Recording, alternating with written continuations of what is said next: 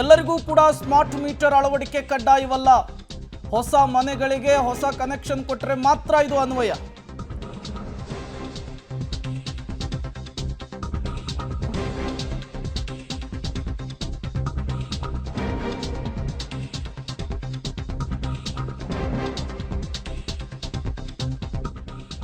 ಎಲ್ಲರಿಗೂ ಕೂಡ smart meter ಅಳವಡಿಕೆ ಕಡ್ಡಾಯವಲ್ಲ, ಹೊಸ ಮನೆಗಳಿಗೆ ಮಾತ್ರ ಇದು ಅನ್ವಯ ಅನ್ನುವಂತಹ ವಿಚಾರವನ್ನು ಕೂಡ ತಿಳಿಸಿದ್ದಾರೆ.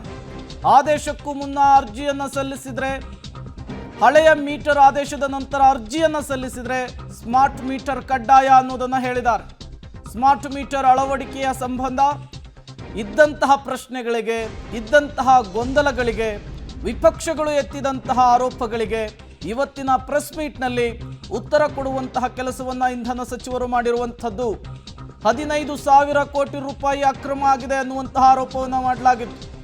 ಬೇರೆ ಬೇರೆ ರಾಜ್ಯಗಳಿಗೆ ಹೋಲಿಕೆ ಮಾಡಿಕೊಂಡ್ರೆ ಇಲ್ಲಿ ದೊಡ್ಡ ಮಟ್ಟದ ಗೋಲ್ಮಾಲ್ ಆಗಿದೆ ಅನ್ನುವಂತಹ ಆರೋಪವನ್ನು ಬಿಜೆಪಿ ಮಾಡಿತ್ತು. ಅದಕ್ಕೂ ಕೂಡ ಇವತ್ತಿನ ಪ್ರೆಸ್ ಮೀಟ್ನಲ್ಲಿ ಸ್ಪಷ್ಟನೆ ಕೊಡುವಂತಹ ಕೆಲಸ ಆಗಿದೆ. ಇದನ್ನೆಲ್ಲ ನಾನು ಟೆಂಡರ್ ಪ್ರೋಸೆಸ್ ಆಗಿಬಿಟ್ಟು ಎಲ್ಲ ಫೈನಲೈಸ್ ಆಗಿಬಿಟ್ಟು ಎಲ್ಲ ಆಗಿದೆ. ಈಗ ಯಾರಿಗಾದರೂ ಅದರಲ್ಲಿ ಏನಾದರೂ ಗ್ರೀವಿಯನ್ಸಸ್, ಯಾರಿಗೆ ಗ್ರೀವಿಯನ್ಸಸ್ ಇರಬೇಕು, ಯಾರಾದರೂ ಕಾಂಟ್ರಾಕ್ಟರ್ಸು ನಮ್ಮನ್ನು ಅದನ್ನು ಪಾರ್ಟಿಸಿಪೇಟ್ ಮಾಡಿ ಬಿಡಲಿಲ್ಲ ಅಂತ ಹೇಳ್ಬಿಟ್ರೆ there is a option for them to go to court and get a thing. ನಾನು ಇಲ್ಲಿ ಕೂತುಬಿಟ್ಟು ಅದನ್ನು ಆ ಟೈಮಲ್ಲಿ ಯಾರಾದರೂ ಕೇಳಿದ್ದಾರೆ. ಇದು ಸುಮಾರು ವರ್ಷ ಡಿಸೆಂಬರ್ ಕೇಳಿ ಒಂದು ನಿಮಿಷ. ಹಾಂ ಇಲ್ಲ ಕೇಳಿ ಆಚೆನವರೇ, no I want to tell you one thing. ಪಬ್ಲಿಕ್ಕಲ್ಲಿ ಪರ್ಸೆಪ್ಷನ್ಸು ಅದು ಕೆಲವು ರಾಜಕೀಯ ಪಕ್ಷದವರು ಮಾಡಿರ್ಬೋದು, ಅಥವಾ ಕೆಲವು ಮಾಧ್ಯಮದವರು ಮಾಡಿರ್ಬೋದು, ಕೆಲವು. ಆದರೆ ನಾನು ಹೇಳ್ತಾ ಇದ್ದೀನಿ, ಯಾವುದೇ ಮಿಸ್ಯೂಸ್ ಆಗಲಿಲ್ಲ. ಅದ ಹತ್ರ ಮಿಸ್ಯೂಸ್ ಆಗಿದ್ದರೆ ನಾವ್ಯಾಕೆ ಸೆಲೆಕ್ಟೆಡ್ ಇದಕ್ಕೆ ಹೋಗ್ಬೇಕಾಗಿತ್ತು?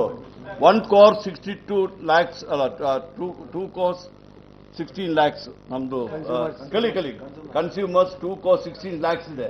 ನಾವು ಈ ಟೆಂಪರರಿಗೆ ಹೊಸ ಕನೆಕ್ಷನ್ಗೆ ಮಾತ್ರ ಹೋಗ್ಬೇಕಾಗಿತ್ತು. ಆ ಥರ ನಾವು ಹೋಗಿದರೆ ನಾವು ಇಡೀ ಕನ್ಸ್ಯೂಮರ್ಸ್ಗೆ ಚೇಂಜ್ ಮಾಡಲಿಕ್ಕೆ ಹೋಗ್ಬೋದಾಗಿತ್ತು.